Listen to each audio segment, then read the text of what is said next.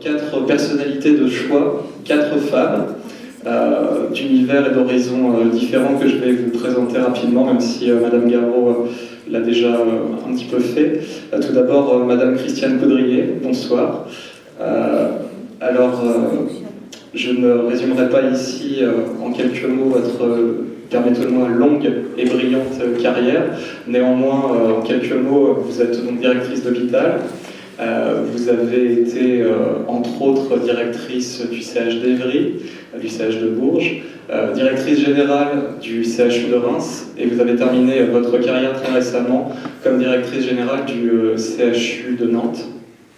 Et donc votre carrière d'hospitalière, de directrice d'hôpital, vous a amené à vous positionner à plusieurs reprises sur la question des droits des femmes et à réfléchir à la question de l'avortement à l'hôpital. Et vous nous faites aujourd'hui l'honneur de votre présence et nous vous en remercions. Docteur Gada Athènes, bonsoir également. Donc vous êtes praticien hospitalier, gynécologue obstétricienne. Vous travaillez donc à Saint-Denis. Et vous êtes très engagé dans le mouvement de défense de la cause des femmes, puisque vous avez notamment ouvert la Maison des femmes attenante à l'hôpital de Saint-Denis. Donc merci également d'être là ce soir. Madame Gaudry, vous êtes également médecin, gynécologue obstétricienne de formation, et vous êtes responsable de la commission IVG au niveau du mouvement national du planning familial.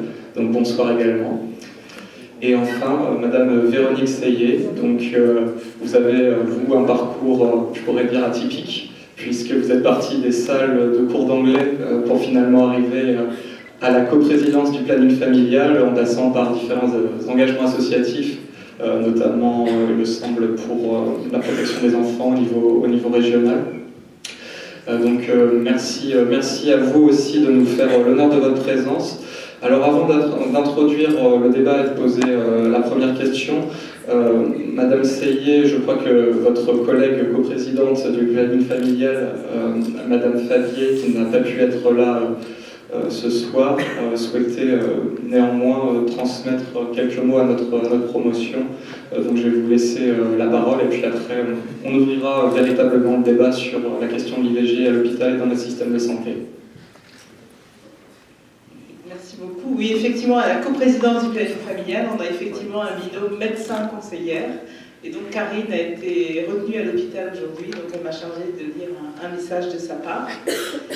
Donc j'aurais souhaité partager ce moment important avec vous toutes et tous en tant que coprésidente ayant été proche de Simone. Mais l'hôpital m'a rappelé auprès de ceux qui avaient besoin de moi. Je n'ai pas pu refuser. Je tenais cependant à vous dire quelques mots. Les témoignages ne manquent pas sur la participation essentielle de Simone If, ancienne présidente du mouvement français pour le planning familial, à la lutte pour le droit à l'avortement et plus tard à la lutte contre les viols et les violences faites aux femmes. Ces combats, qui fondent le planning d'hier et d'aujourd'hui, nous continuons à les mener tous les jours pour qu'en France, toutes les femmes, quelle que soit leur situation sociale, économique, géographique, qu'elles soient mineures ou sans papier, aient accès à l'avortement et à la contraception, pour que, comme nous le disions, un enfant, si je veux, quand je veux, devienne enfin réalité. Les lois ont certes progressé, mais leur application reste encore aujourd'hui un enjeu très fort de nos actions. J'aimerais aussi évoquer l'approche innovante développée par Simone If dans son livre « Demain, la société sexualisée ». Pour elle, l'éducation à la sexualité devait aller dans les familles, dans les écoles, dans les lycées, dans les mouvements de jeunesse, sur les lieux de travail, partout où enfants et adultes se rencontrent. Il était nécessaire, je cite, d'intégrer la sexualité dans tous les niveaux du quotidien, de ne plus parler d'éducation sexuelle, mais d'éducation sexualisée, dont le but serait la revalorisation de la personne dans son intégrité, en dehors des rôles traditionnels. Une éducation sexualisée où la liberté d'attitude, d'expression et de comportement permettent à chaque enfant de trouver dans les comportements et les paroles de ceux qui l'entourent la possibilité de s'épanouir dans la totalité de son être. Elle a développé une énergie remarquable pour partager avec le plus grand nombre la nécessité de ce combat pour l'information et pour l'égalité. Le choix de la promotion des directrices et directeurs de l'école de santé publique de Rennes est un honneur pour Simone If, un honneur pour notre mouvement, mais aussi pour celles et ceux qui ont choisi par là d'honorer le courage, la détermination et la clairvoyance d'une femme hors du commun.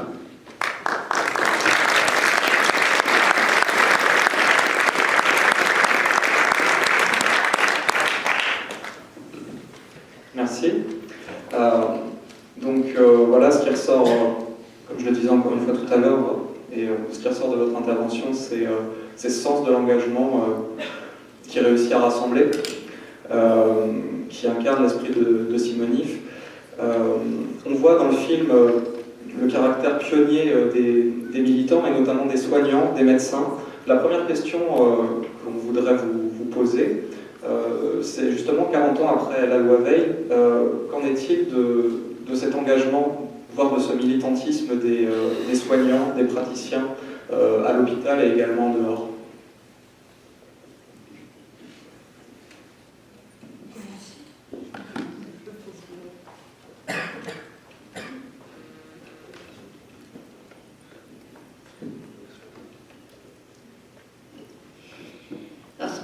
Ce qu'on peut constater, c'est que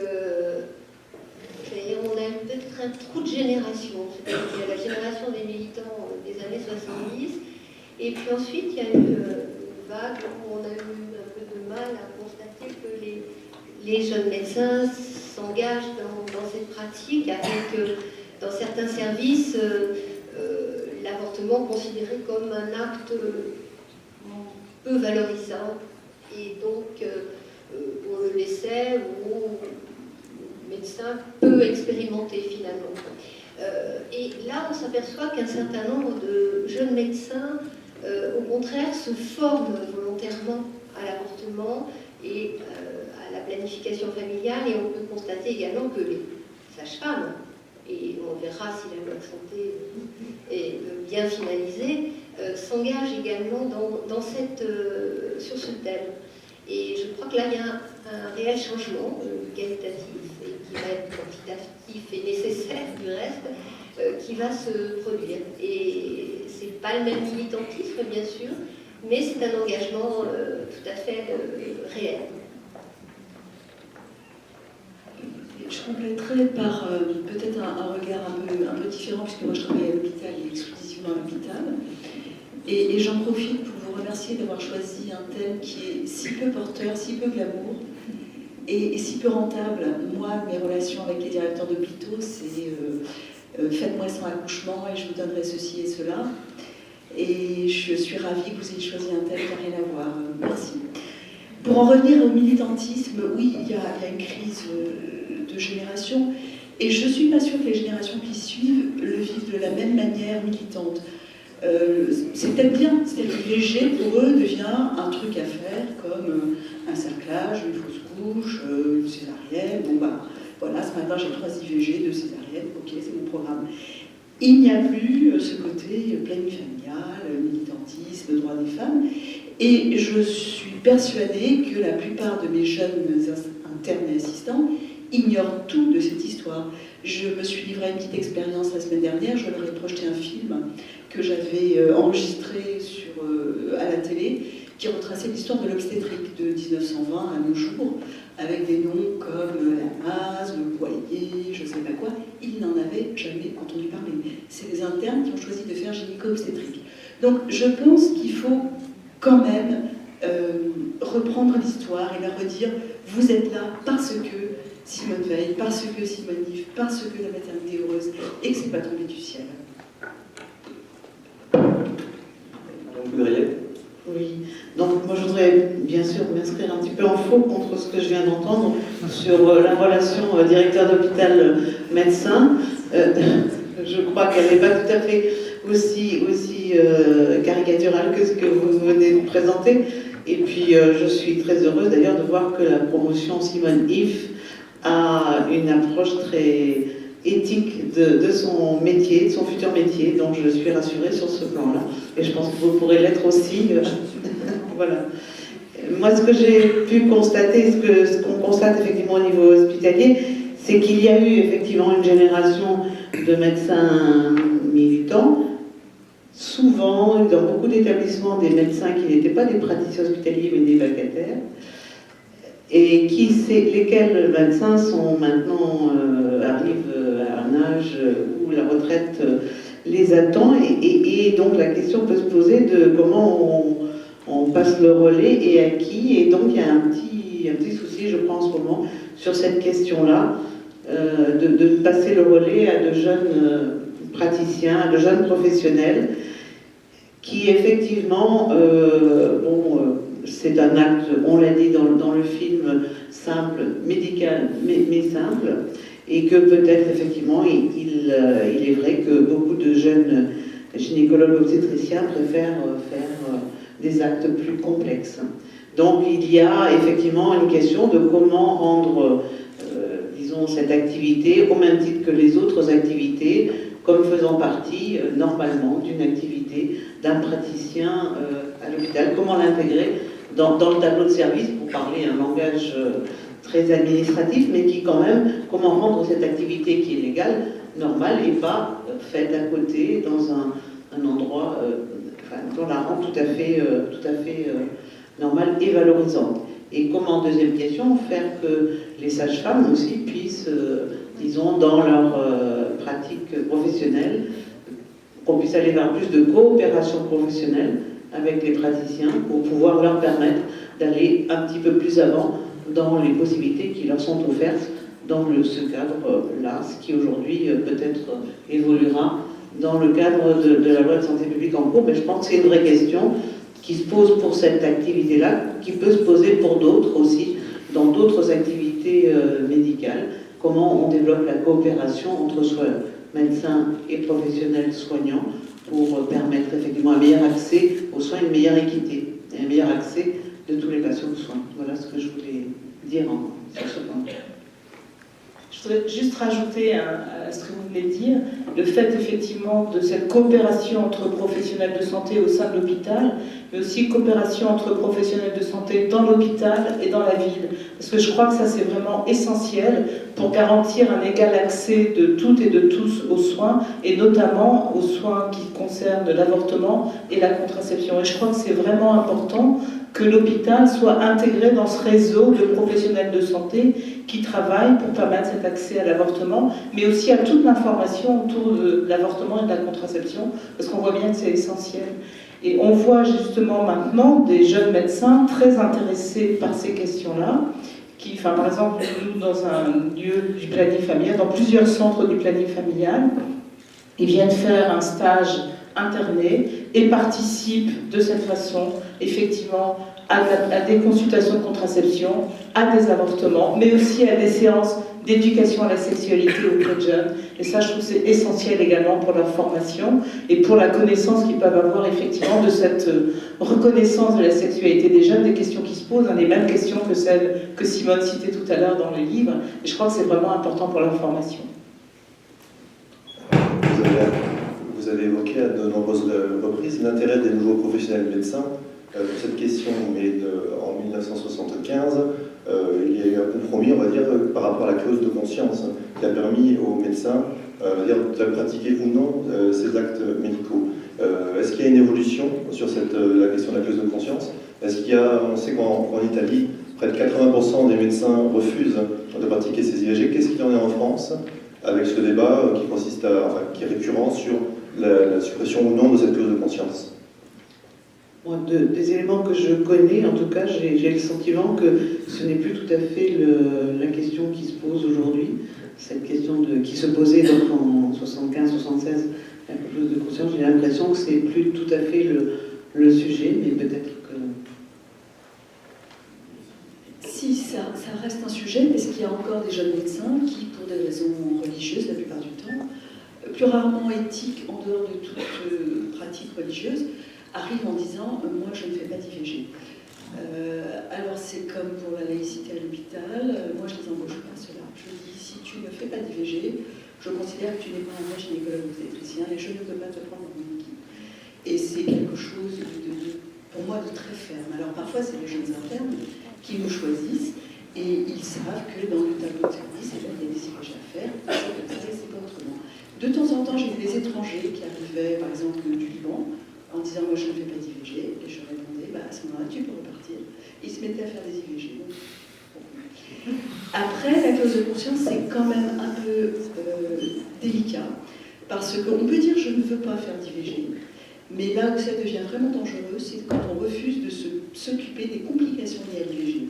Et ça, j'ai été aussi confrontée à des médecins qui disaient ah non, elle a de la fièvre, elle a une infection, mais elle a fait une IVG la semaine dernière, ma clause de conscience m'interdit de m'en occuper. Hélas, on ne peut pas entendre ça. Il y a des médecins, quand la loi a été votée, ont dit moi, ma clause de conscience ne m'autorise pas à faire des IVG, mais je vais l'organiser dans mon service. Très bien.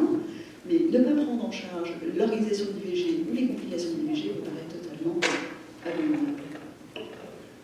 Juste, est-ce qu'à votre connaissance, il y a d'autres actes où les médecins ont cette possibilité de clause de conscience?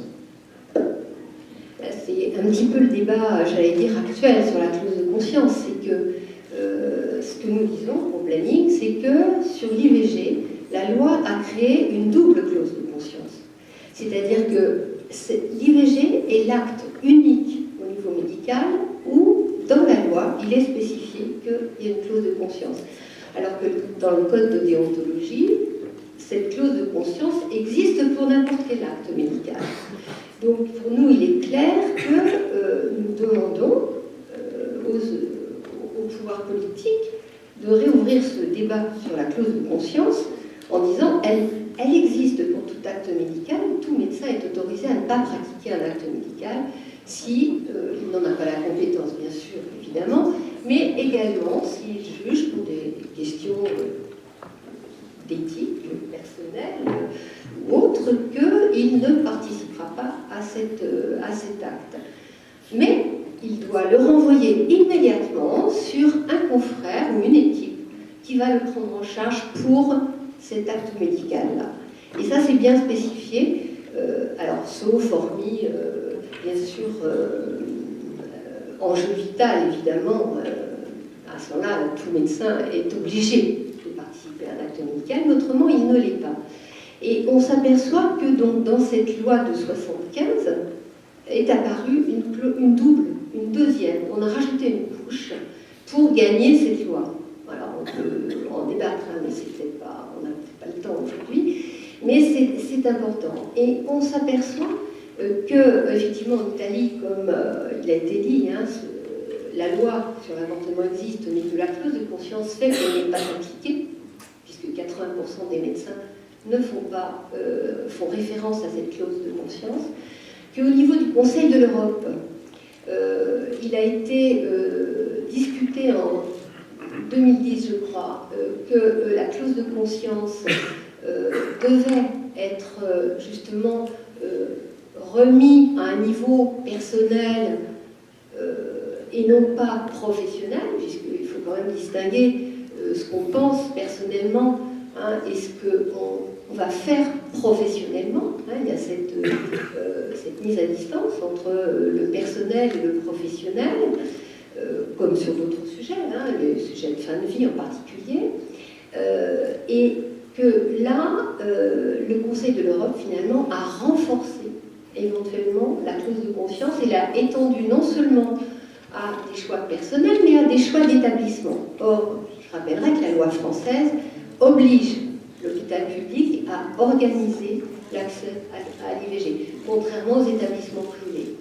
Mais donc, c'est vrai que c'est malheureusement encore un sujet qui existe, et que si on veut que le parcours de soins, qui quand même est un thème qui nous est cher actuellement, pas que le planning familial, mais sur l'ensemble de la santé publique, que si le parcours de soins des femmes demandant une IVG soit un parcours simple, respectueux de leur personne et de leur choix, eh bien, cette clause de conscience ne devrait plus exister.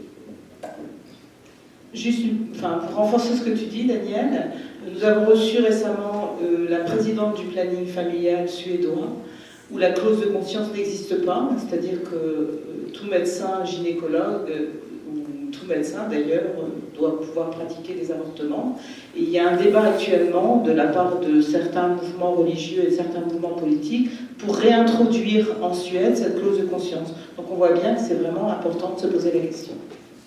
J'ajouterais que si aujourd'hui la question devait être posée clairement de supprimer cette clause de conscience spécifique, je ne suis pas sûre que sur un plan politique, cela ne génère pas des débats houleux, voire des oppositions très fortes qui peut-être seraient sous-tendues par d'autres enjeux politiques, mais qui seraient sans doute très virulentes, je crains. Justement, quand on évoquait dans le film les débats autour de la loi Veil et ce qu'on a entendu à l'Assemblée nationale, quand il y a eu la suppression de notion de détresse au mois de juillet l'année dernière à l'Assemblée nationale, j'ai écouté les débats dont certains étaient nocturnes justement sur ce sujet. On a entendu les mêmes arguments que ceux qu'on a pu entendre en 1975 de la part de certains députés. Je voudrais apporter un éclairage sur la notion de clause de conscience dans toute la médecine. Oui, si par exemple une femme lui demande une césarienne, alors que je considère que pour sa santé, il vaut mieux qu'elle n'ait pas de césarienne, je peux lui dire, moi je ne vais pas vous la faire et la renvoyer à quelqu'un d'autre. Mais ce n'est pas la même stigmatisation que non, je ne peux pas vous faire d'IVG. Enfin, on ne peut pas comparer ces deux restrictions-là. Ce n'est pas correct. Bien, alors on voit bien qu'avec cette thématique de la clause de conscience émerge aussi finalement au cœur de ce débat qu'on a dans une première partie sur la déontologie et la relation soignant-soigné, un vrai pouvoir, même si ce n'est pas dans mon intention de stigmatiser la profession médicale, mais malgré tout un vrai pouvoir des médecins vis-à-vis des patientes qui les sollicitent pour l'interruption volontaire de grossesse. Je voulais connaître votre point de vue, votre sentiment concernant justement cette relation soignant-soigné, pas seulement médecin-patiente, mais plus généralement l'ensemble des soignants qui interviennent auprès de ce type de patientes, notamment à l'hôpital, là encore aussi en dehors, pour savoir si finalement ce paternalisme qui pouvait exister, on le voit bien dans le documentaire à l'époque de Simonif, perdure, ou si finalement la démocratie sanitaire chère à tous existe bel et bien en matière d'IVG.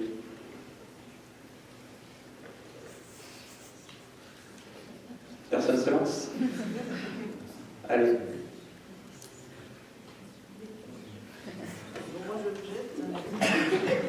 Est-ce qu'il faut bien que quelqu'un jette? Je pense que je suis en plus celle qui est la moins apte à répondre à la question dans cette table ronde. Je pense que quand même, depuis lors, il y a eu des évolutions parmi les professionnels, qu'ils soient médecins ou non médecins et soignants, et des évolutions qui ont modifié leurs relations, dans une évolution sans doute vers un meilleur équilibre, même si on peut ne pas être totalement arrivé au bout du chemin. Et je pense qu'il y a des évolutions, et quand on parle aujourd'hui de coopération professionnelle ou d'exercice pluriprofessionnel, on est bien amené effectivement à voir se développer des approches plus coopératives et des relations plus équilibrées. Pour autant,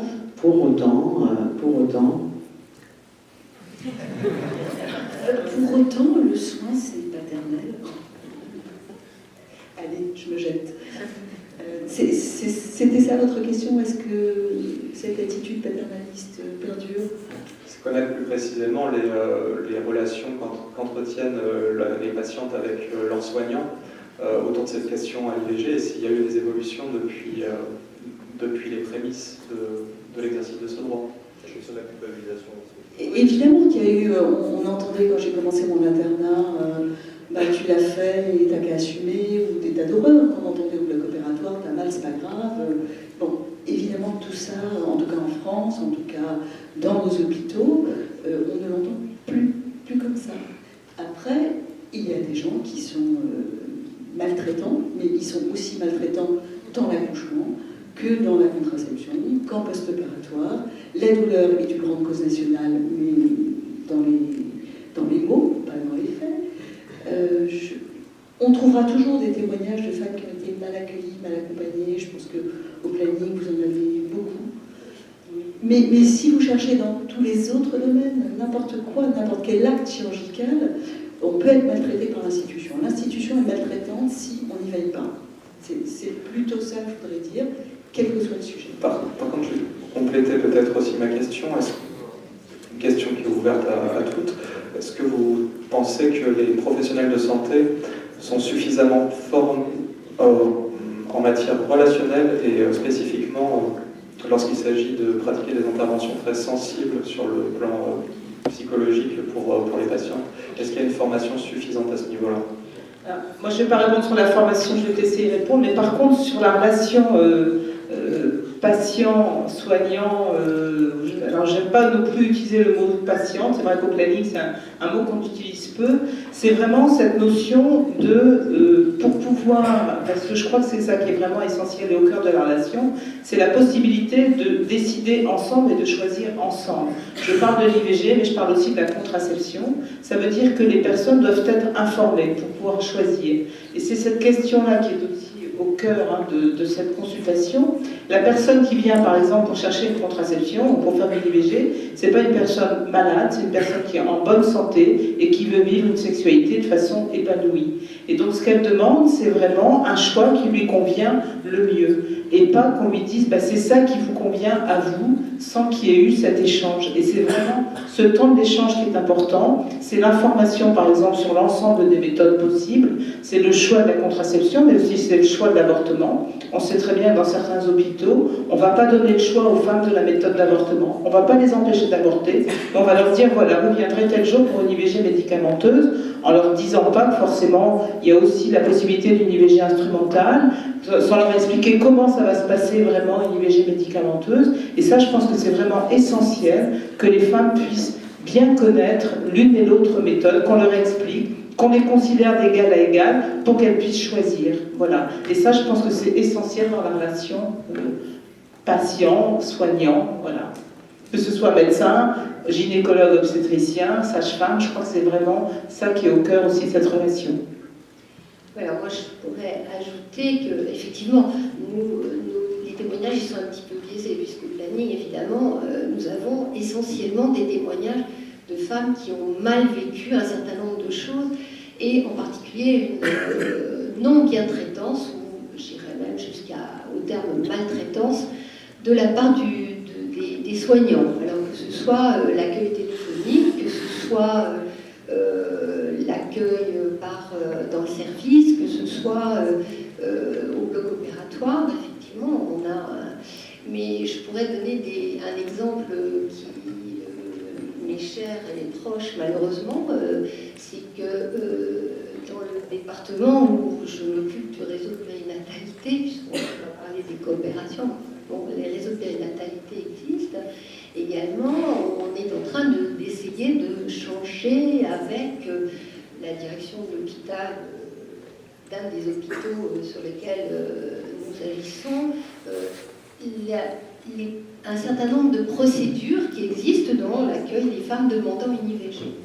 Effectivement, actuellement, on ne peut pas considérer que ce soit de la bien-traitance de faire revenir les femmes plusieurs fois quand elles s'alertent très tôt pour leur demande d'IVG, de leur demander de faire plusieurs échographies jusqu'à ce qu'on voit le sac embryonnaire. D'accord, mettons, pour vérifier que ce n'est pas une grossesse extra-utérine, très bien, mais on leur demande de revenir jusqu'à ce qu'on voit l'activité cardiaque. Donc ça, on ne peut pas considérer que cette procédure qui a été établie dans un des services hospitaliers publics, niveau 3, maternité niveau 3, on puisse, que cette procédure soit acceptable. Mais, de la part, on est obligé d'agir avec la direction de l'hôpital qui a effectivement son mot à dire aussi sur l'organisation du service. Donc vous serez, j'allais dire, aussi partie prenante de ces mises en place de parcours de soins qui sont de temps en temps extrêmement difficiles pour les femmes. Et malheureusement, on a des échos, j'allais dire, aussi au niveau national. Par exemple, national. Donc c'est vrai que c'est difficile de temps en temps. Et bon, heureusement, dans d'autres services, ça se passe très bien. C'est pas dans tous les services, c'est Alors justement, c'est formidable, à moins qu'il y ait une autre intervention sur le sujet, Madame Coudrier, vous vouliez... Complément, enfin, je souscris à ce qui est dit là. Je pense qu'en fait la question de l'accueil et de la prise en charge n'est pas spécifique à cette question-là à l'hôpital et à ce sujet-là, et que c'est un élément qui peut concerner quelque chose qui concerne l'ensemble des activités, et que c'est un élément extrêmement important à faire figurer en ligne prioritaire dans les modalités, dans les projets des établissements. Je pense au-delà de la technique, il y a aussi la manière, c'est on fait quoi et comment, et de la relation qu'on établit avec les personnes qui viennent fréquenter un établissement de santé. Donc c'est un sujet plus vaste, et je pense qu'il faut au niveau de l'hôpital le traiter plus largement, quelles que soient les raisons pour lesquelles une personne vient dans un établissement de santé. Je vais juste compléter sur la bien-traitance qui est un de mes dadas. On est maltraitant dans tous les domaines. Par exemple, nous à l'hôpital, les anesthésistes font venir tous les gens qui ont besoin d'une consultation d'anesthésie à 13h. Voilà. Il n'y a pas beaucoup d'anesthésistes, ils ne veulent pas s'embêter, ils ouvrent la consultation à 13h, il y a 40 femmes qui attendent. C'est éminemment maltraitant. Et là, je pense que la direction de l'hôpital aurait un rôle de se pencher là-dessus en disant mais cette organisation n'a ni queue ni tête. Et c'est pas lié à l'IVG. Autre chose qui n'est pas lié à l'IVG, c'est ce lien nouveau que certains aimaient faire ça, j'en fais partie, et d'autres s'y sont mis suite à la loi du 4 mars 4.3.2 de cette information éclairée du patient. Elle est nécessaire pour l'IVG, mais elle est nécessaire pour tout. Quand j'explique à une femme que je peux le faire en ligature, mais qu'elle pourra avoir un stérilet, que je peux le faire par célioscopie ou par hystéroscopie, qu'il faut qu'elle réfléchisse, c'est du travail. Et il ne faut pas non plus stigmatiser l'IVG sur l'information. Alors pour en revenir à la bientraitance, j'ai organisé une journée de formation dédiée aux médecins pour la première fois, il y a 15 jours, qui a eu un grand succès, et on a conclu en disant que maintenant on allait former les directeurs d'hôpitaux.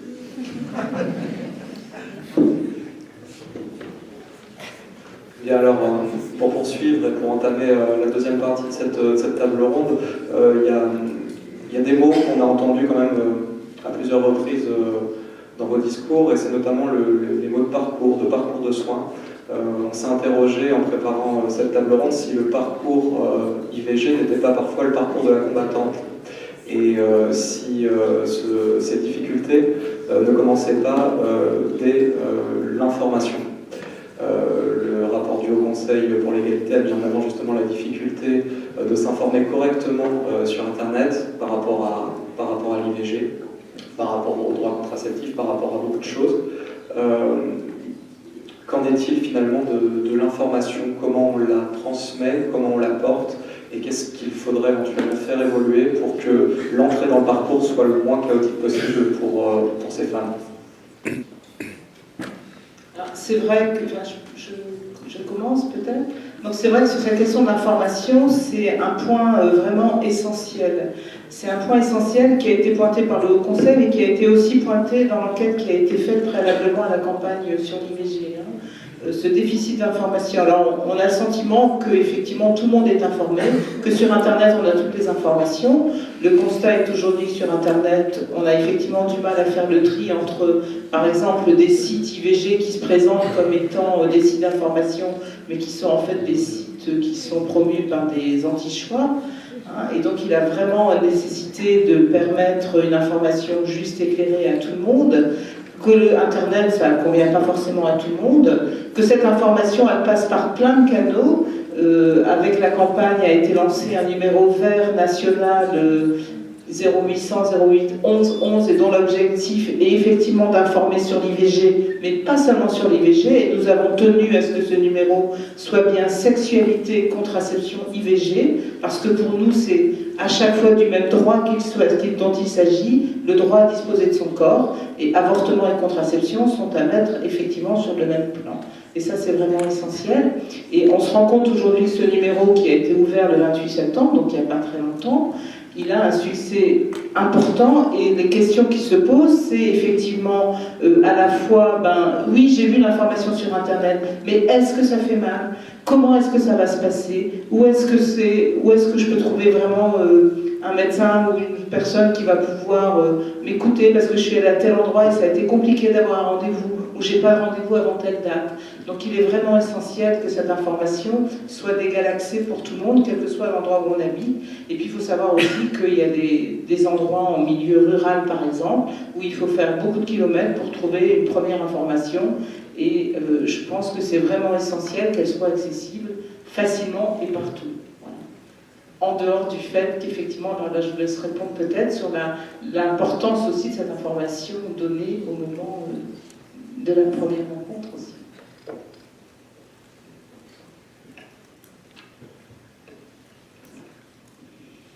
Alors c'est vrai que la question sur la difficile entrée dans le parcours, est-ce que ça se situe seulement au niveau de l'information? Bon, il y a une première information effectivement que les femmes ou les couples trouvent sur Internet ou auprès de proches aussi, parce que le bouche à oreille compte beaucoup, l'information entre amis compte énormément également. Mais j'allais dire, la difficulté, c'est le premier contact aussi avec ce qui va être l'équipe qui va prendre en charge. La difficulté, c'est trouver le bon numéro ou appeler pour avoir un rendez-vous pour certaines. C'est pas forcément facile. Pour celles qui ont le bon numéro, ça va être très très simple.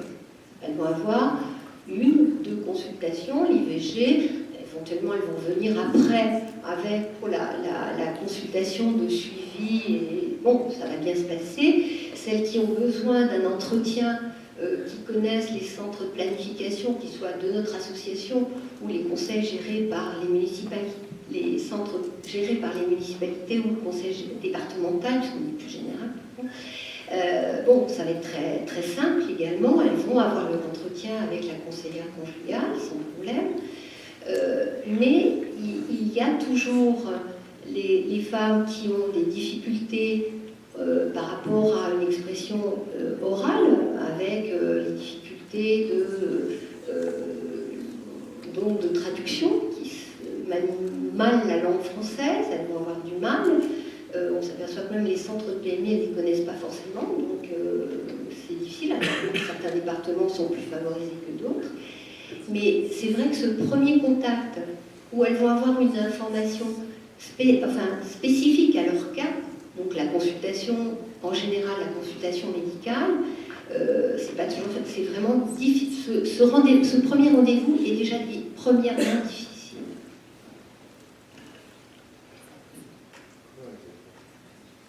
Je vais donner un chiffre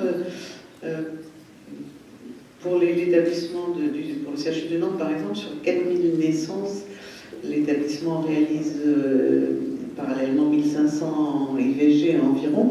Et je crois que sur le chiffre au plan national, sur 800 000 naissances, le chiffre qu'on m'a indiqué est de 200 000 IVG. Donc, ce qui représente quand même un chiffre, enfin des chiffres significatifs et importants. Et effectivement, la question de l'information, mais aussi de la prévention, comme vous le soulignez, me semble fondamentale, et de l'éducation et de la prévention le plus en amont. Et ça renvoie effectivement au maillage qui peut être fait sur un plan plus territorial, au plus près des personnes concernées. Et c'est, je pense, un des enjeux majeurs, parce que ces chiffres-là, en fait, ils sont constants. Ça ne bouge pas, je crois, ça reste constant. Enfin, cette proportion entre le nombre de naissances et le nombre d'IVG, ce qui est quand même pose question. Enfin, pour moi, c'est une vraie question à laquelle je n'ai pas de réponse, mais je pense qu'elle passe par l'éducation et la prévention.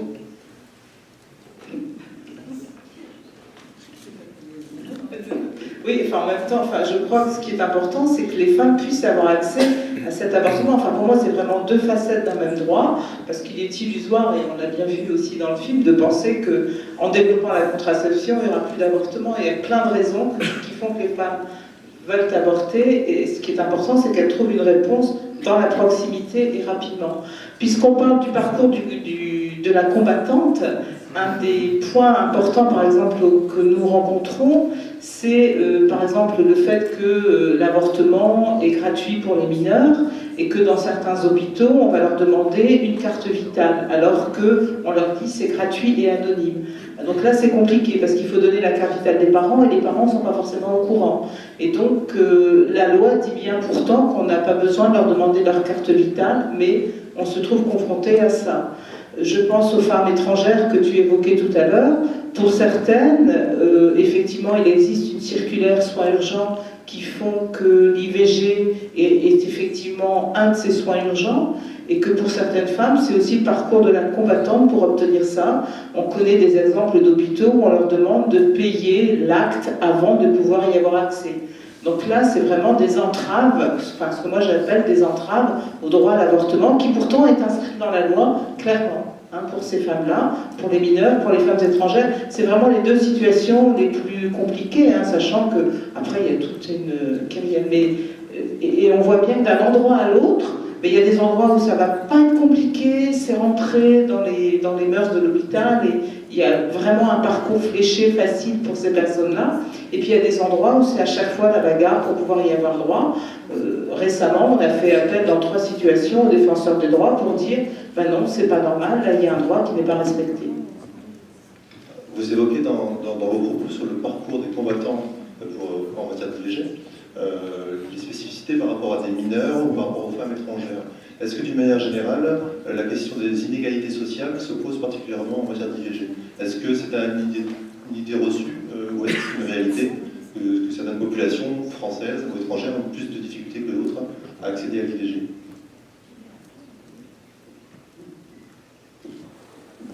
Pas dans mon expérience, puisque moi je travaille dans un endroit particulièrement défavorisé et complexe, et les plus assidus à la consultation d'IVG sont les Roms, qui ont parfaitement bien compris comment ça marche, et ont trouvé, elles ne parlent pas du tout français, mais ça fonctionne parfaitement bien, et puis on a mis en place un accès à l'interprétariat, etc. Bon, mais je ne peux témoigner que de cette expérience-là.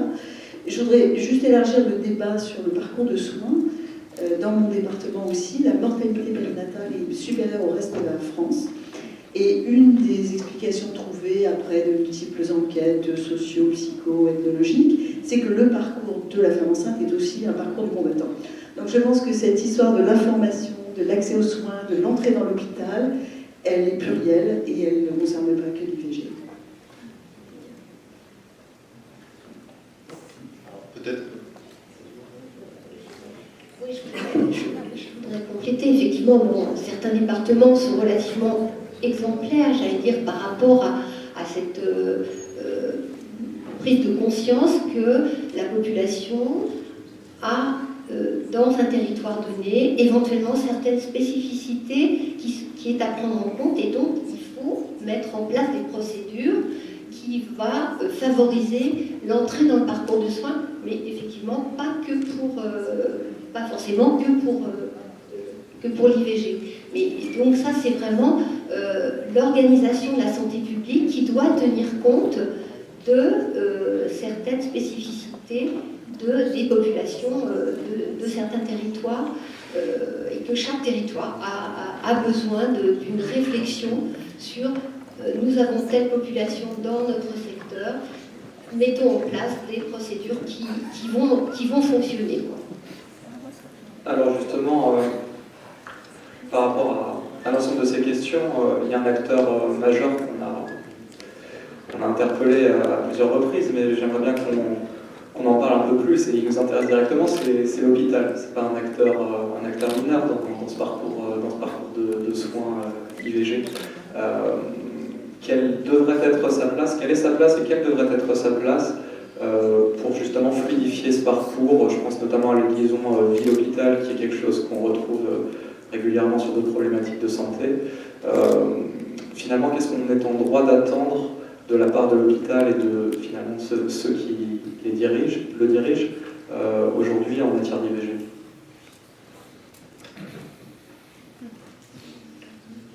Je ne sais pas si c'est à moi de parler la première ou la dernière. Je crois que l'hôpital s'inscrit dans un territoire et de plus en plus, donc il n'a pas vocation à s'enfermer sur lui-même et à ne pas se préoccuper de ce qui se passe avant qu'un patient arrive et après qu'il soit reparti de l'hôpital. Donc s'inscrivant dans un territoire, il doit effectivement être en lien avec d'autres structures de santé et qu'elles soient de ville et donc constituer aussi à ce niveau-là des éléments qui puissent favoriser un parcours et qui puissent effectivement aussi, concernant l'hôpital, limiter autant que faire se peut la venue à l'hôpital pour ce qui est nécessaire et pas pour ce qui pourrait être pris en charge dans d'autres structures plus adaptées, plus en capacité de faire un accueil personnalisé en quelque sorte. L'hôpital, c'est aussi une grande machine quand même si effectivement il se doit de faire tous les efforts nécessaires à cette personnalisation. Donc je pense que sa vocation, elle est de s'inscrire dans cette démarche territoriale et je pense qu'il y a beaucoup de chemin à faire. Je crois que les textes de loi présents et à venir nous y invitent fortement. L'hôpital est aussi a une obligation d'assurer sa mission de service public. Sa mission de service public, c'est de faire respecter effectivement les textes et les droits des patients. Et à ce titre-là, je pense qu'il peut tout à fait développer un peu plus ses actions dans le cadre d'un territoire de santé et en lien avec d'autres structures. Il y a des réseaux qui existent et qui fonctionnent très bien, ils sont exemplaires, ils peuvent aussi permettre effectivement de servir d'exemple là où peut-être les choses pourraient évoluer.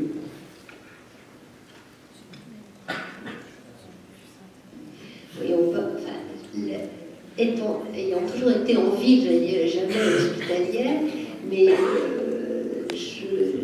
j'ai pris, j'allais dire, toute la dimension de cette coopération hôpital-ville, effectivement au sein des réseaux ville-hôpital, cette dimension de réseau qui, j'allais dire, monte en charge, enfin actuellement, ces dimensions sont tout à fait intéressantes. Alors, elles sont, j'ai utilisé le mot embryonnaire actuellement, c'est peut-être pas le bon terme sur le sujet qui nous occupe, mais en tout cas, il y a un travail très très important de connaissance entre la ville et l'hôpital, et que l'hôpital s'ouvre, effectivement, soit pas, j'allais dire, hospitalo-centré, que ce que disent les soignants en ville soit pris en compte à l'hôpital et réciproquement, c'est-à-dire qu'il y ait beaucoup plus d'échanges et pas seulement un petit résumé d'hospitalisation qui arrive un mois après au médecin traitant, parce que le médecin traitant, il peut voir la femme de façon très proche, éventuellement. Donc je pense que ces réseaux qui existent, qui commencent à bien fonctionner, il faut vraiment encore plus les développer, et je pense que c'est une dimension tout à fait intéressante de la santé publique, donc à pas négliger. Je me permets. Ces réseaux se développent de logique volontariste ou par défaut, on va dire, d'autre chose. On avait noté que lors des 10 dernières années, plus de 130 centres qui pratiquaient l'IVG ont été amenés à fermer en France. Un nombre important du secteur hospitalier privé, très peu, on va dire, d'hôpitaux privés désormais pratiquent l'IVG. Et même les hôpitaux publics semblent se retirer en partie, 5%, j'ai lu à Rodriguez, sur la question. Est-ce que du coup ce réseau s'organise, on va dire, par défaut d'existant, ou c'est, on va dire, du partenariat volontariste? Le public ne peut pas se désengager de l'activité d'IVG, puisque c'est une obligation. C'est une obligation qui s'impose à lui. Je crois que là, il y a effectivement effectivement un questionnement qui se pose. Moi, j'évoquerai une autre question, c'est la difficulté, je crois, qui est ressentie aussi aujourd'hui, ou qui est vécue aujourd'hui, pour l'exercice du métier de sage-femme en libéral. Les directeurs des écoles de sage-femme disent qu'ils ont beaucoup de difficultés à faire s'orienter les sages-femmes vers un exercice libéral qui pourrait faciliter effectivement toutes ces actions d'éducation, de prévention, une activité de suivi gynécologique de prévention peut aussi être un élément favorisant l'éducation et l'information. Or, il y a une vraie difficulté aujourd'hui à l'orientation de ces professionnels, ces futurs professionnels sages-femmes vers un exercice libéral. La peur d'être seul, je pense, peut-être joue pour une part.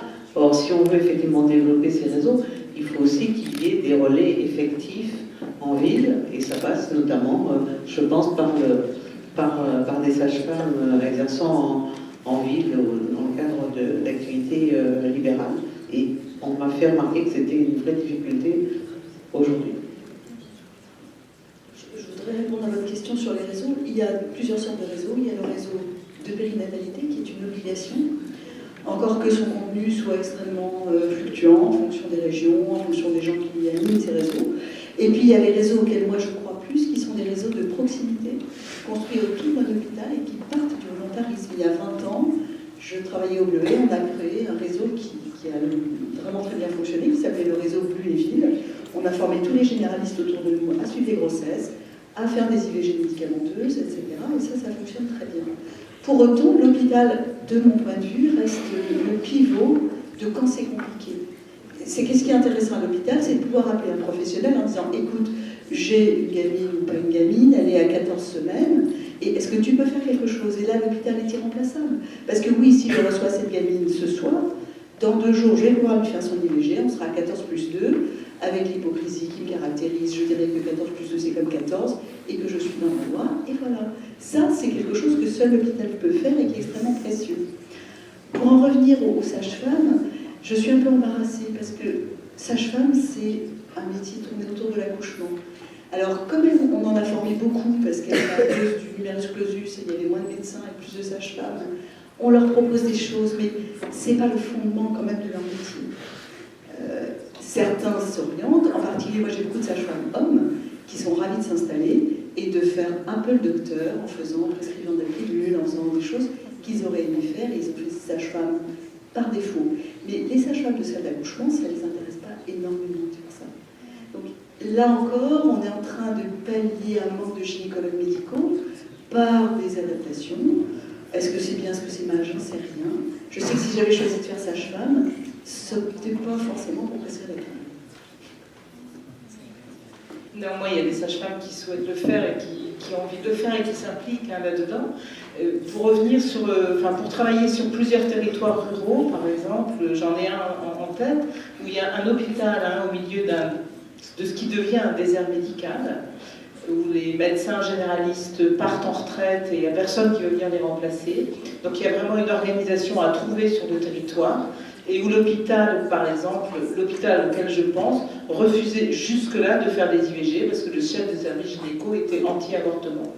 Et avait comme principe de dire que de toute façon, ces filles à 16 ans qui sont enceintes, qu'elles mènent leur grossesse à terme, c'est très bien, parce que de toute façon, elles n'ont pas de travail sur le territoire. Donc il avait décidé que de toute façon, c'était pas grave s'il n'y avait pas d'avortement possible pour elles sur place, au grand dam des médecins généralistes du territoire. Donc je pense à ce territoire où on a travaillé depuis 3 ans sur la mise en place justement d'un réseau autour de l'accès à la contraception, mais aussi autour de l'accès j'ai envie de dire, aux soins pour tous les jeunes. Enfin, on a vraiment mis les questions de santé au cœur et les questions d'éducation, en disant on ne peut pas travailler sur les questions de la contraception toute seule si on ne travaille pas sur un projet plus large, un projet éducatif plus large sur l'égalité entre les femmes et les hommes, sur les questions de mobilité, sur l'accès à la formation, etc.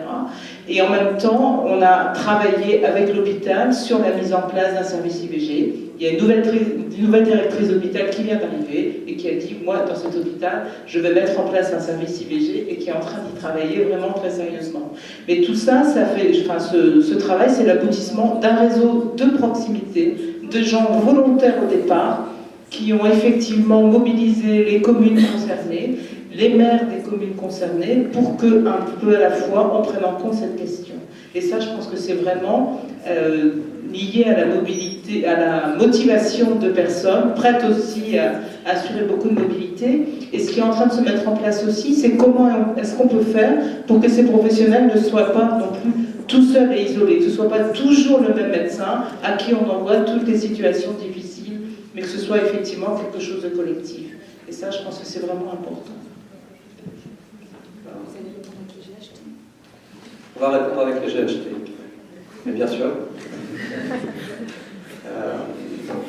Mis à part ça, ce que j'entends dans votre discours, Madame Seillet, c'est aussi qu'il y a un vrai partenariat qui se développe entre l'hôpital et non seulement les praticiens de ville pour former des réseaux, mais aussi avec les associations qui ont un rôle a priori non négligeable dans la construction à la fin du parcours et dans la réalisation ou dans l'accompagnement de la prise en charge. Est-ce que vous pouvez justement, de votre expérience, nous en dire un peu plus sur la place de ces associations à l'hôpital ou à côté de l'hôpital ou avec l'hôpital, et si, selon vous, c'est aussi parfois peut-être parce que l'hôpital n'est pas suffisamment là où il devrait être que les associations doivent prendre le relais? Je ne sais pas si c'est parce que l'hôpital n'est pas là où il devait être, hein, mais ce qui est important, c'est qu'effectivement sur ce territoire-là, on s'est dit on ne peut pas travailler sans ce maillon qui est absolument indispensable.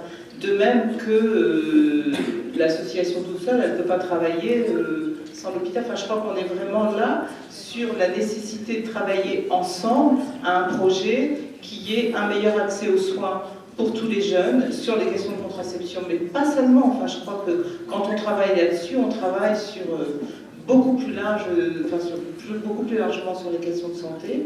Et on a permis à tout le monde d'avoir une réflexion sur ce qui se passe sur ce territoire. Qu'est-ce que c'est que sur ce territoire de santé aujourd'hui, et qu'est-ce qu'on peut mettre en place pour répondre au mieux aux besoins de la population. Donc on a d'abord travaillé, j'ai envie de dire, à un répertoire des besoins. Et ce diagnostic commun et partagé a permis de définir des priorités. Donc l'ARS était dans le coup, l'hôpital est dans le coup, et je crois qu'on a réussi à dégager des moyens qui ont permis de faire ce travail. Parce qu'on ne peut pas faire ce travail uniquement sur le volontariat. Je crois qu'à un moment donné, il faut donner les moyens de travailler sur ces aspects-là. Enfin, je pense que ça, c'est vraiment important. Oui, juste pour compléter, je pense que le rôle des associations, enfin, telle que la nôtre, c'est vraiment d'apporter aux responsables de la santé publique, alors que ce soit local, ARS ou même national, au ministère, c'est notre rôle. On apporte des témoignages, on observe les besoins exprimés par la population rencontrée, et qui effectivement est la population en difficulté, qui ne rentre pas forcément facilement à l'hôpital, ou qui ne rentre pas forcément facilement dans un système de santé qui pourrait pourtant fonctionner pour tout le monde. Donc c'est vraiment notre rôle, c'est que pour qu'il y ait une égalité d'accès, on doit montrer les gens les plus en difficulté aussi, pour que ces situations de difficulté soient prises en compte à tous les niveaux, que ce soit au niveau donc, national, législatif, ou texte réglementaire, ou bien localement, comme l'a expliqué Véronique Seillet, par rapport à un hôpital local. Moi j'aime bien la question, est-ce que l'hôpital est là où il doit être? Et moi je pense que l'hôpital peut être à plein d'endroits extrêmement intéressants. On est actuellement en train d'expérimenter des conventions avec les centres de santé où nos assistants vont assurer une demi-journée de consultation de gynéco dans les salles de santé parce que le besoin qui a été identifié est celui-là, un manque de praticiens comme ça sur le territoire. Et ça, je pense que c'est quelque chose que l'hôpital peut faire quand il est d'accord pour diversifier sa pratique. Alors ça a été une bagarre, qui paye qui, comment, et la convention et machin, ça fait 2 ans, mais ça y est, les premiers assistants vont y aller. Ça, je considère que c'est quelque chose de bien que l'hôpital peut faire.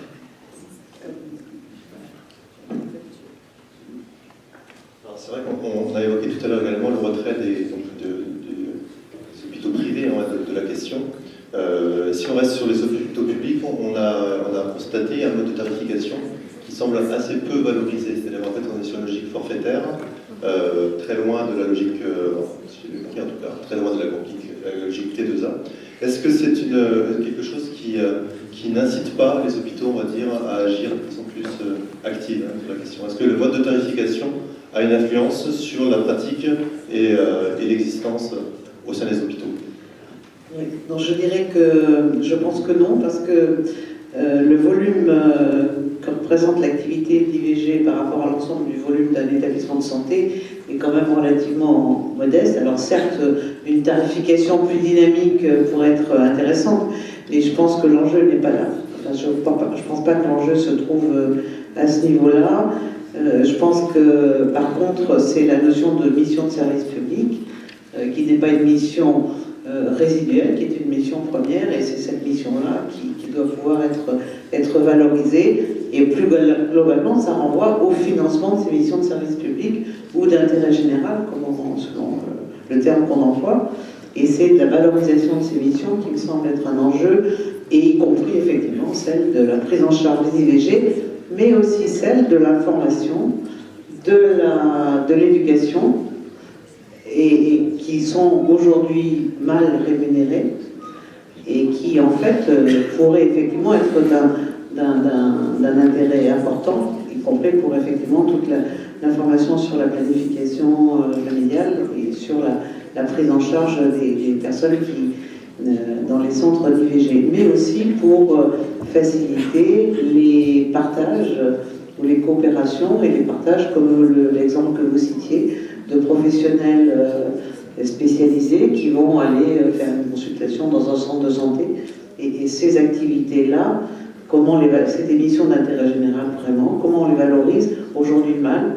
Et je pense qu'il y a un vrai enjeu à ce niveau-là.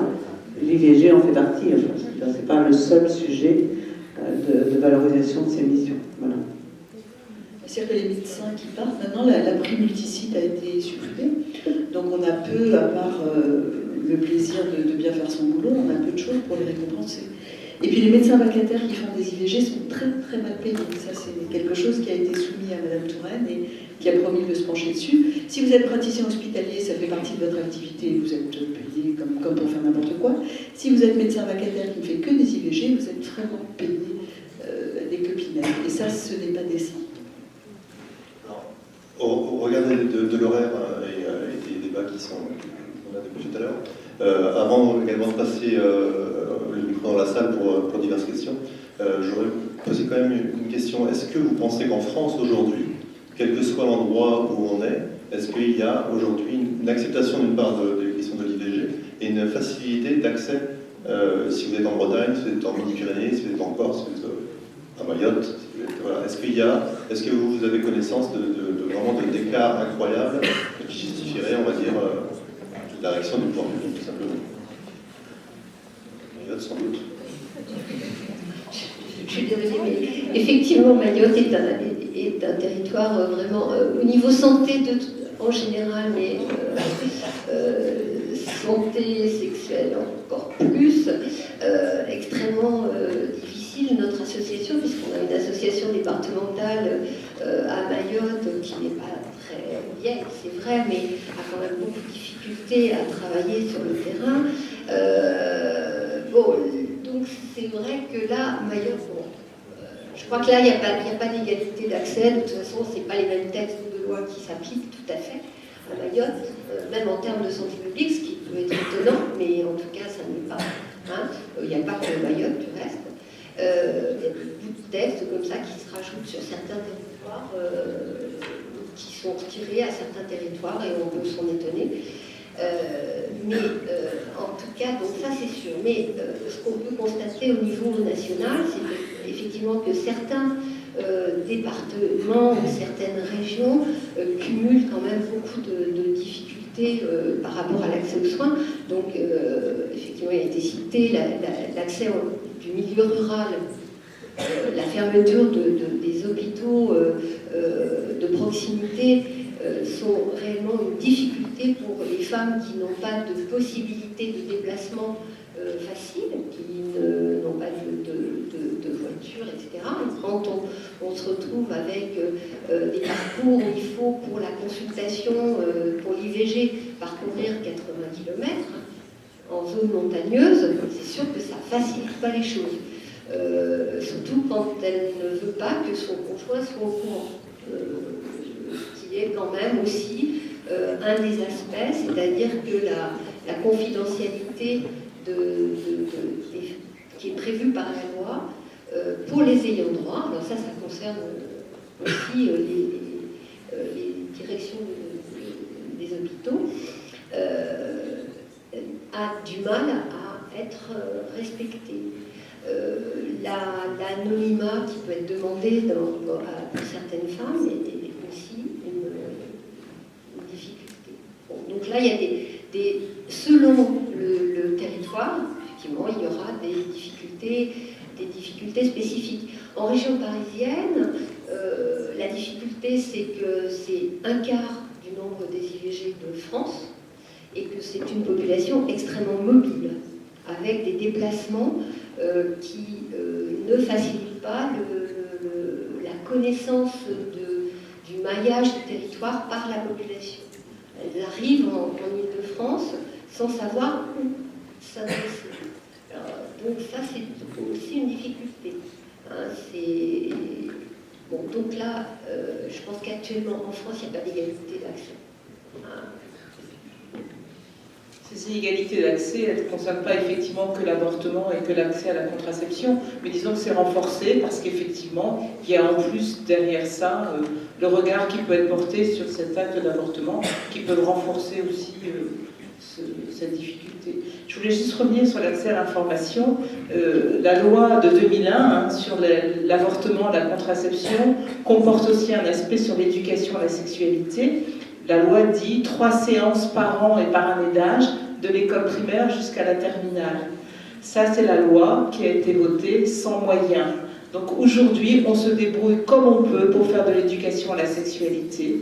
Le plus souvent, c'est de l'éducation à la sexualité en 4e, quelquefois en 3e, mais on est à 1 séance, quelquefois 2 séances sur tout le parcours scolaire, voilà, avec les moyens dont on dispose aujourd'hui.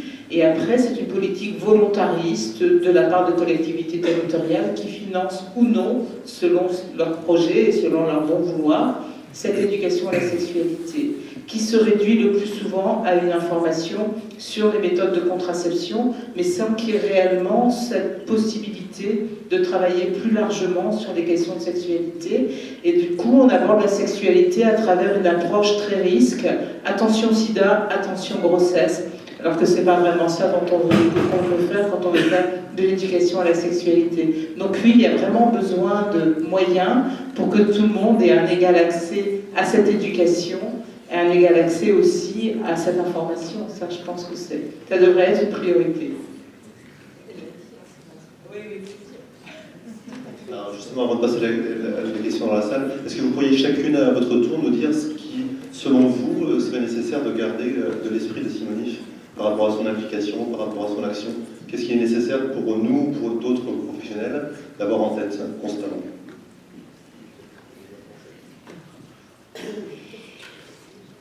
Moi, ce que je garderais, c'est vraiment, il n'y a qu'une personne qui peut choisir, c'est la personne elle-même.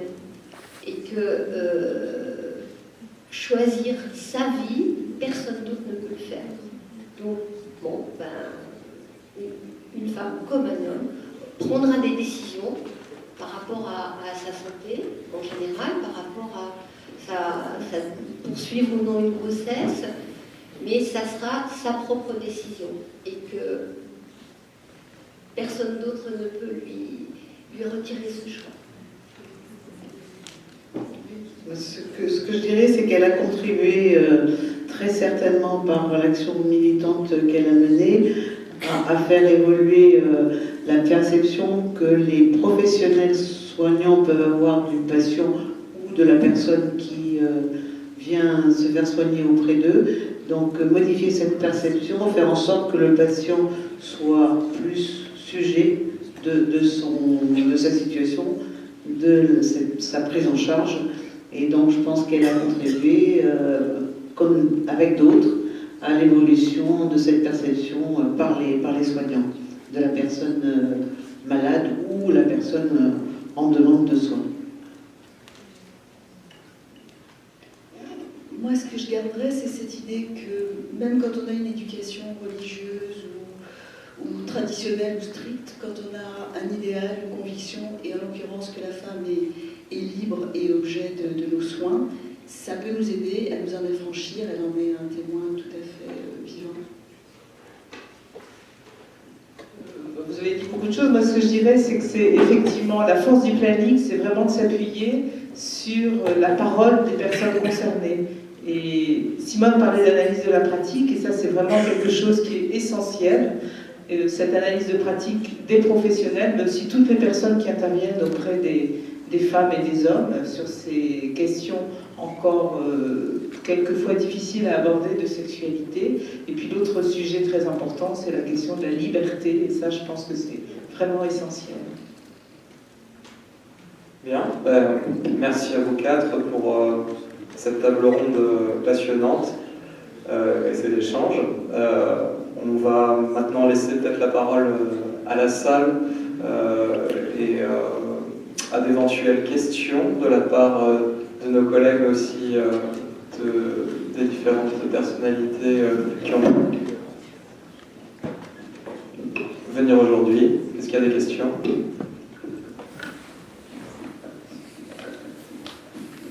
Une question de Jocelyn.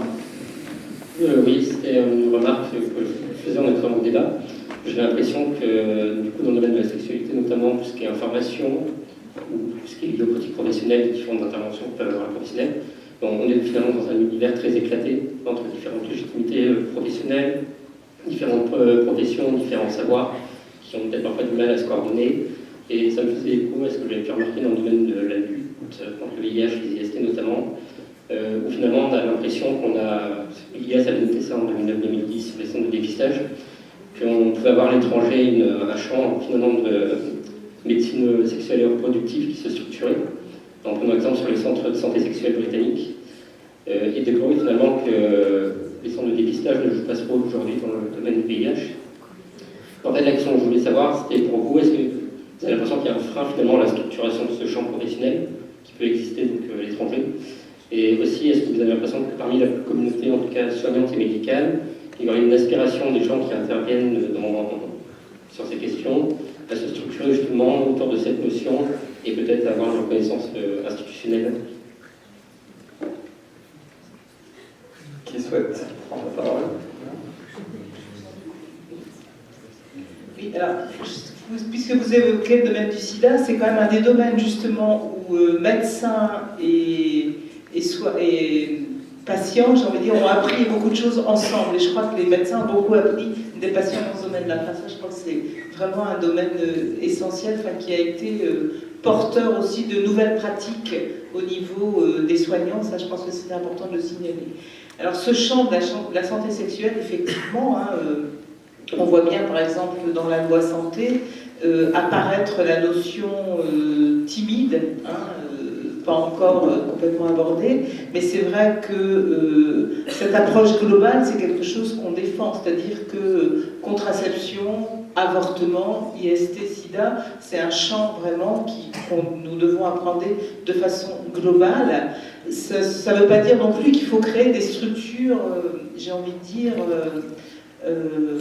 unique et homogène. Enfin, ce qui est vraiment important, c'est aussi de prendre en compte la diversité des publics. Et ça, je pense qu'il faut qu'on soit très vigilant à ça. J'ai envie de dire, les centres de planification, par exemple, aujourd'hui, accueillent un public qui n'est pas forcément le même public que celui qui fréquente certains centres dits de santé sexuelle. Et je crois qu'il faut qu'on prenne vraiment en compte à la fois la prise en charge et l'approche globale de la personne et la spécificité, des publics, ce qui rend cette question complexe. Mais effectivement, cette question de centre de santé sexuelle doit se poser, mais la réponse ne doit pas être une réponse uniforme et uniquement homogène, enfin à mon avis. Et on y travaille vraiment là-dessus, hein. Je pense qu'il y a vraiment des approches vraiment intéressantes là-dessus et des expériences très intéressantes qui gagnent à être connues.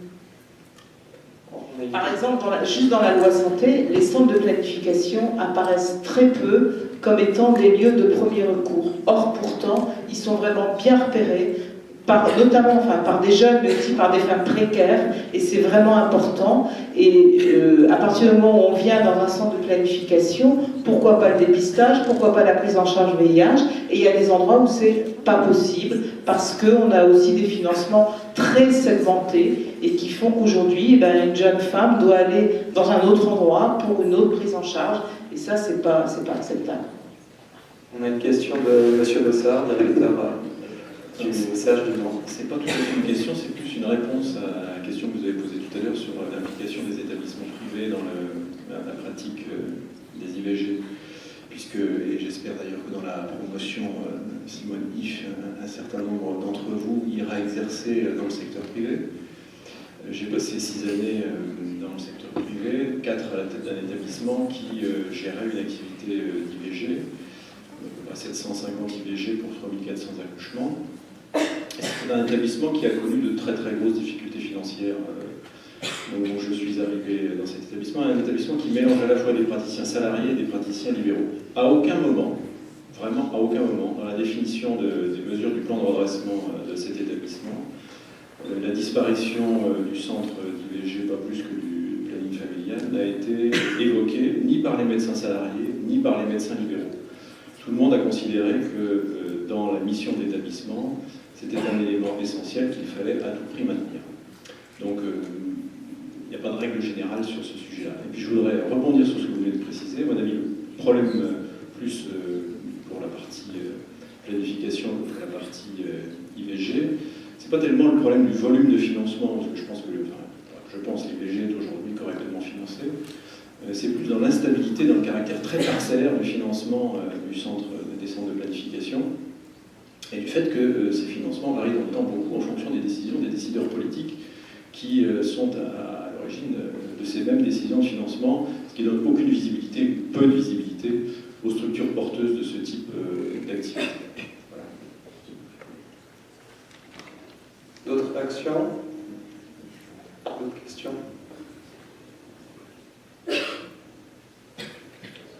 On a une petite. Ah si, une main qui se lève. Jeanne. Bonsoir. Vous avez commencé à évoquer la question des réponses que vous essayez d'apporter à des jeunes femmes qui auraient des convictions religieuses. J'aimerais bien que vous développiez et savoir qu'est-ce que vous leur dites, parce que j'imagine que c'est un certain dilemme pour ces personnes-là. Et voilà, comment vous réagissez face à des personnes qui sont dans cette situation.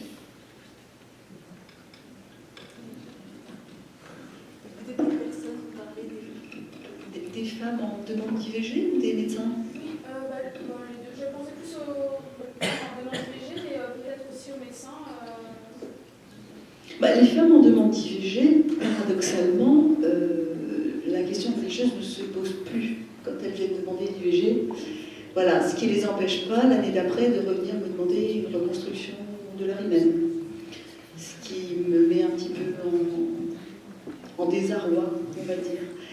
Et là, je rejoins cette nécessité fondamentale d'éducation sexuelle et d'éducation à la santé qui fait tellement défaut auprès de nos jeunes, et le nombre de jeunes femmes issues de l'immigration qui ont une pratique sexuelle, qui reviennent quand leurs parents les ont promis à un mariage au pays, en disant « mais non, en fait j'étais dans l'erreur, oui c'est vrai j'étais heureuse avec ce garçon, mais finalement non, ma religion oblige que je sois vierge », alors qu'elles ont eu un amant, 2 amants, 3 amants et 3 IVG. me pose problème, effectivement. C'est une problématique, pour moi, pluriquotidienne. Et je serais vraiment très heureuse qu'on puisse développer tous ces sujets dont on a débattu, mais qui ne relèvent pas de la responsabilité de l'hôpital, parce que l'hôpital n'a pas de budget pour faire cette éducation-là. Je ne suis pas sûre que ça soit le cœur de son métier. Quand même, je vais pleurer à l'ARS parce que je n'ai pas assez de médecins pour faire des frottis dans un département où il n'y a pas de gynéco, on me répond que ce n'est pas vraiment la mission de l'hôpital de faire le dépistage.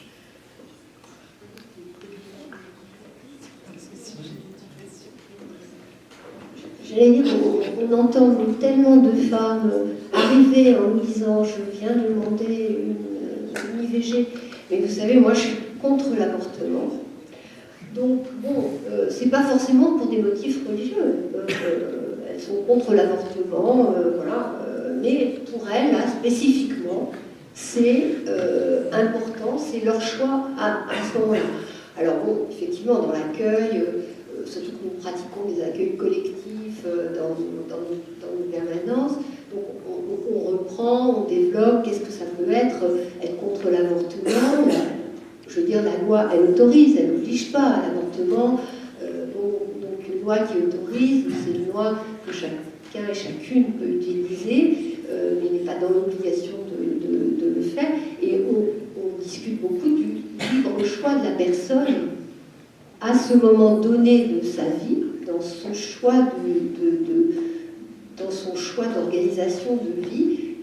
Voilà, on développe ça. On ne va pas faire référence au texte religieux.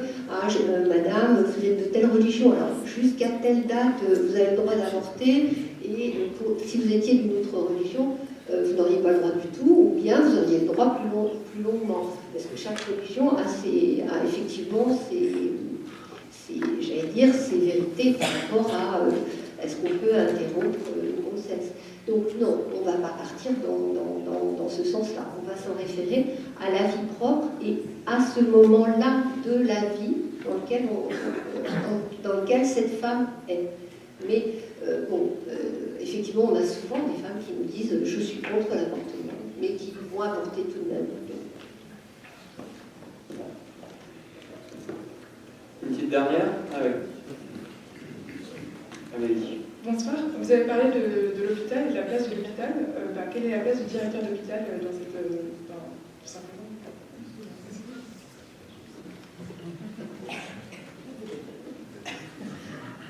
la place du directeur d'hôpital ou de la directrice d'hôpital, effectivement, c'est une place parmi d'autres, et c'est une place un petit peu de chef d'orchestre dans la définition, la mise en œuvre d'une stratégie d'établissement au sein d'un territoire de santé, au sein d'un territoire avec d'autres partenaires. Il y a effectivement un travail interne à l'hôpital et puis un travail aussi avec des partenaires extérieurs. Donc son rôle, c'est de piloter, de guider une démarche qui est effectivement de mise en œuvre des activités, des obligations de service public de l'hôpital. Il s'agit aussi de le mettre en œuvre d'une manière qui soit qualitativement, éthiquement, disons, satisfaisante pour les personnes concernées, respectueuses de leurs droits, que ce soit des professionnels ou des patients, et qui permettent effectivement de garantir aussi un équilibre global, y compris économique, de l'hôpital. Donc c'est un rôle majeur, mais c'est un rôle qu'il ne peut pas assurer seul. Un hôpital, c'est une collectivité, c'est une communauté, et donc c'est un rôle qui doit se faire au plus près des professionnels et des responsables médicaux et des responsables soignants aussi de l'établissement. Donc je pense qu'il a un rôle central, une responsabilité première, et qu'effectivement, si ça ne se passe pas bien, il est nécessairement responsable. Peut-être que Madame Athème aussi a une idée sur ce que doit faire le directeur d'hôpital. Plein de choses. Le directeur d'hôpital doit nous donner les moyens de travailler sereinement. Voilà, c'est très simple. Et les directrices. La même chose avec un peu d'amour en plus. Non, mais il est évident, enfin j'ai connu toutes sortes de directeurs d'hôpitaux, puisque j'ai une carrière assez chaotique, J'ai connu des directeurs qui étaient issus de la CGT, des directeurs qui étaient des colonels et des généraux. C'est sûr que la qualité du dialogue entre le médecin et le directeur est absolument fondamentale et qu'avec une équipe de direction qui vous aide à trouver des moyens, qui écoute vos projets, qui vous donne des pistes, c'est que du bonheur.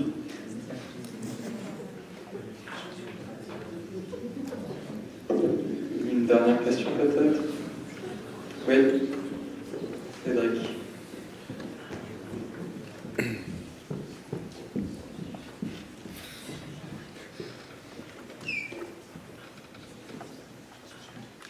Oui, bonsoir. Dernière question concernant l'accompagnement psychologique, puisque effectivement c'est un acte médical qui n'est pas anodin, et donc du coup j'aurais souhaité savoir comment vous accompagnez psychologiquement en amont, pendant et également après, c'est-à-dire également peut-être plusieurs années après où il peut y avoir une notion soit de regret ou en tout cas des interrogations, et voilà, je voudrais savoir à la fois à l'hôpital et dans les structures de ville, si l'accompagnement psychologique a été renforcé et comment il se conjugue. Merci. Je pense qu'on va être plusieurs à répondre à cette question. Moi, j'ai envie de dire, dans un premier temps, l'accompagnement psychologique, il n'est pas du tout obligatoire pour tout le monde. Et il y a plein de femmes pour qui leur choix est vraiment clair, et c'est la majorité des femmes. Et ce qui est important pour elles, c'est d'avoir accès à l'avortement dans de bonnes conditions. Et la façon dont on vit un avortement dépend d'abord des conditions dans lesquelles il se fait, mais surtout du regard porté sur l'acte. C'est-à-dire qu'un regard culpabilisant va peut-être être beaucoup plus difficile à vivre, et simplement beaucoup plus difficile à vivre, qu'un regard qui accompagne et qui soit vraiment compréhensif. Donc j'ai envie de dire, l'avortement en soi, je vais peut-être vous choquer en disant ça, mais pour beaucoup de femmes, c'est pas un problème, c'est une solution à leur problème. Et dans ce cas-là, elles le vivent bien. Alors, quand on parle d'accompagnement psychologique, c'est vrai qu'il y a des personnes qui vont renforcer l'idée que l'avortement c'est forcément traumatisant pour un certain nombre de femmes, et je pense qu'il faut vraiment que nous combattions cette idée-là. Alors après, chaque avortement se situe dans l'histoire particulière de chaque femme, d'où l'importance qu'effectivement tous les professionnels qui accompagnent la femme dans son parcours autour de l'avortement soient formés à cet accompagnement et puissent accompagner le mieux possible les femmes dans leurs choix, dans leurs décisions, à ce moment-là particulier de leur vie.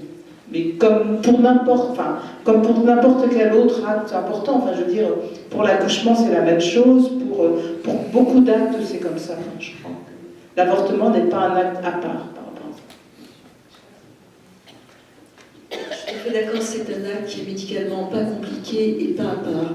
Après, quand vous accompagnez, ce qui est notre cas, nous gynécologues, nous sommes le médecin généraliste de la femme, quand vous accompagnez une femme sur 20 ans, 30 ans, il n'est pas rare qu'un avortement décidé de manière très claire 20 ans avant ne revienne pas sur le devant de la scène à l'occasion d'autres choses, mais comme n'importe quel acte qui nous engage. Et là encore, il faut savoir simplement dépister cette détresse, cette allusion, le rebondir avec la femme, en reparler, la renforcer dans l'idée que oui, elle a fait ce choix-là il y a 20 ans, que peut-être aujourd'hui elle est stérile, qu'elle regrette que si elle avait su qu'elle serait stérile 20 ans après, elle n'aurait pas fait cet avortement, mais que le jour où elle l'a fait, c'était le meilleur choix pour elle. Et ça l'aide énormément, évidemment.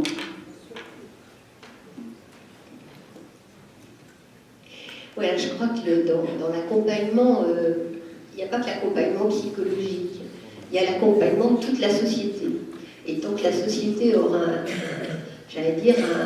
un discours de jugement par rapport aux femmes qui avortent, les femmes ne se sentiront pas libres de leurs décisions.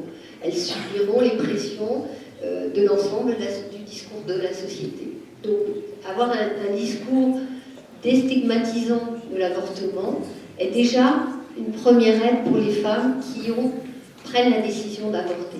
Ça, c'est un premier soutien. La deuxième chose, et ça, je veux dire, ça a été dit, c'est que quand elles se sentent soutenues dans leur choix, à ce moment-là, que ce soit par leurs proches, par les soignants, par l'équipe complète qui va pratiquer l'avortement, à ce moment-là, elle ressent beaucoup moins de difficultés. C'est sûr qu'une femme qui va prendre sa décision contre la vie de son conjoint, et ça, souvent, j'allais dire, au moment du choix de l'avortement, il y a une remise en cause, j'allais dire, de est-ce que c'est bien de celui-là que j'ai envie d'avoir un enfant. C'est un choix vraiment complet de vie. Hein. Et ça, je pense que le fait d'être isolé, de ne pas être soutenu par ses proches, par ses amis, de ne pas pouvoir en parler, parce que ça, on en reçoit beaucoup quand même dans nos permanences, qui n'en ont pas parlé dans leur famille. Elles prennent leurs décisions toutes seules. Alors c'est bien qu'elles la prennent toutes seules, mais pourquoi elles ne peuvent pas en parler à leurs proches? Parce que c'est jugé par la société. Donc ça revient à ce que je disais en premier. Et donc nous, qu'est-ce qu'on met en place? Effectivement, c'est qu'elles puissent en parler dans nos accueils avec d'autres femmes, qu'elles puissent en parler si elles en sentent le besoin. C'est pas une obligation loin de là, c'est l'entretien individuel avec la conseillère, que l'ensemble du personnel soit bien traitant, ça c'est une excellente chose. Et effectivement, si elles ont envie d'en parler 1 mois, 2 mois, plusieurs années après, qu'elles trouvent l'oreille qui les écoute. Et ça, c'est pareil, c'est formation des médecins, mais formation de l'ensemble du personnel soignant et de l'ensemble des gens qu'elles peuvent rencontrer dans les structures où elles vont aller en parler. Donc ça va effectivement aussi bien de la personne qui décroche le téléphone que de la personne qui va l'accueillir physiquement. Et ça, c'est tout à fait important. Bien. Cette table ronde est maintenant terminée. Il reste à remercier donc, nos 4 intervenants qui nous ont fait l'honneur et l'amitié.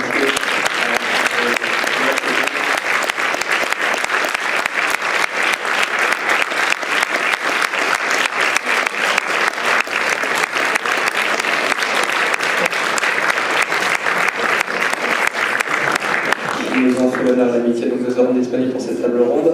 Et comme vous le savez, à l'hôpital et surtout chez les DH, on n'est pas corpo. On se propose quand même de laisser le mot de la fin à Madame Caudrier, donc ex-DG de CHU, parce que l'hôpital et chez les DH, on n'est pas corpo. Merci. Merci. Donc, je voulais tout d'abord remercier la promotion Simone If et lui transmettre toutes mes félicitations et mon admiration devant la qualité de l'organisation de cette manifestation. C'est, je crois, une première. Nous sommes à la 54e promotion, c'est ça. Moi, j'étais dans la 12e, donc effectivement, ça ne me rajeunit pas. Il y a 40 ans, donc j'ai à peu près professionnellement le même temps de vie professionnelle que la loi sur les IVG. Donc je voulais effectivement rendre hommage à cette promotion. C'est remarquablement bien organisé, c'est bien fait. Vous êtes très sympathique, vous êtes très bon. Très bon. Hein. Je pense qu'effectivement, donc je suis très, très contente d'avoir participé à ce baptême. Voilà. Donc, d'autant plus que le thème qui a été évoqué aujourd'hui, pour moi, résonne tout particulièrement. En effet, à ma sortie de l'école de la santé, qui ne s'appelait pas encore HESP, mais École de la santé publique, donc je suis sortie en 1974, donc en plein dans le sujet. Donc, dans mon premier poste d'attaché de direction en région parisienne, j'ai été chargée par mon directeur d'un cadeau qui, à l'époque, était empoisonné, en l'occurrence la mise en place du centre de planification familiale de l'établissement et du centre d'IVG de cet établissement. À la suite de la loi, donc voilà. Donc j'étais en plein... Et donc je débarquais complètement dans le métier. Et le climat était effectivement conflictuel, certes au Parlement, mais aussi dans les hôpitaux. Et dans le centre hospitalier où j'exerçais, les médecins concernés par les IVG étaient résolument hostiles à cela, les uns avec une certaine dignité, je veux dire, et les autres avec une violence verbale vraiment insoupçonnée et des propos plus corduriers. Voilà. Et c'est ainsi que, donc, lors d'une CME qui devait débattre de la mise en place, des modalités de mise en place de ces structures, et plus particulièrement de ce fameux centre d'IVG, comme j'étais chargée d'exposer le dispositif proposé à la commission médicale, je me suis retrouvée au cœur de la polémique et bien malgré moi, accusée de tous les crimes que ces honorables médecins prêtaient à ces femmes, sans foi ni loi. Et je ne dis pas ce qu'ils disaient parce que ça serait incorrect. Donc sans foi ni loi selon eux et qui avaient recours donc à l'IVG. Donc voilà, la séance fut très houleuse, électrique, violente, et j'en suis sortie en larmes et en chaudes larmes, accusée par les uns de vouloir conduire notre société au chaos moral. Et puis voilà, et consolée par les autres quand même, il y en avait qui étaient plus raisonnables et qui m'ont bien consolée. Bref, le dispositif a quand même été mis en place, évidemment, la clause de conscience jouant, et le dispositif a été mis en place avec des médecins volontaires. Voilà. Et donc j'ai vécu là un vrai choc, face à des professionnels qui étaient figés dans leurs certitudes, dans leurs préjugés, il faut bien le dire. Et néanmoins, j'ai tiré une petite fierté de tout cela, puisque j'ai vraiment réussi à mettre en place le centre d'IVG et le centre de planning familial. Voilà. Et je veux dire qu'à l'époque, mon directeur a été assez poltron. Voilà. Bien. Voilà. Et au-delà de cet événement, quand même, donc je trouvais que c'était marrant que vous m'invitiez aujourd'hui, parce que ça m'a quand même marqué fortement ça. Et la vraie leçon que j'ai tirée à ce moment-là, c'était qu'effectivement, il faut toujours garder une distanciation dans l'exercice de son métier de directeur d'hôpital face à des questions de cette nature. Et nous sommes confrontés à ce type de questions. Et je pense, dans d'autres domaines, je pense particulièrement au directeur général du CHU de Reims par rapport au cas de Vincent Lambert. Enfin, il n'est pas en première ligne, mais quelque part, c'est des sujets d'une extrême sensibilité, d'une extrême gravité. Et nous sommes confrontés dans notre métier à ce type de questions régulièrement. Comment appréhender ces sujets qui remettent en cause effectivement les acquis ou d'une culture qui est une culture existante, de professionnels, comment progresser dans ces sujets-là sans rejeter dans ces situations qui sont nécessairement génératrices de conflits moraux aigus pour les professionnels de santé qui exercent dans l'établissement. Et c'est au travers de ces situations que je pense qu'on peut se forger une posture professionnelle qui est de nature éthique. Donc le directeur d'hôpital n'est pas qu'un pourvoyeur de moyens, il est aussi quelqu'un qui doit apporter effectivement une réflexion, aider à une réflexion éthique au sein de l'établissement. Cette réflexion éthique, elle doit être faite d'une prise de recul, de détermination aussi, de volonté d'aboutir dans des sujets, dans le respect des convictions de chacun, sans céder aux pressions, parfois violentes, de groupes qui sont attachés à la préservation de leurs acquis, de prérogatives historiques, de leur autorité morale. Et c'est vrai que ces situations-là se retrouvent régulièrement, je l'espère pas trop souvent pour vous, mais que vous aurez probablement à rencontrer ce type de situation. Donc veillez à vous y préparer. Et donc je crois qu'il est bon que des séances comme celle d'aujourd'hui permettent effectivement d'avoir un regard rétrospectif sur le sujet qui nous occupe aujourd'hui, l'IVG, de voir comment effectivement ces questions ont pu permettre aussi de faire évoluer les comportements. Et donc là, le rôle du directeur d'hôpital est majeur parce qu'il doit aussi faire émerger des nouvelles pratiques dans un maximum de consensus. Voilà. Donc bonne chance à votre promotion et puis bonne chance pour la suite de votre formation et pour votre carrière qui s'annonce brillante.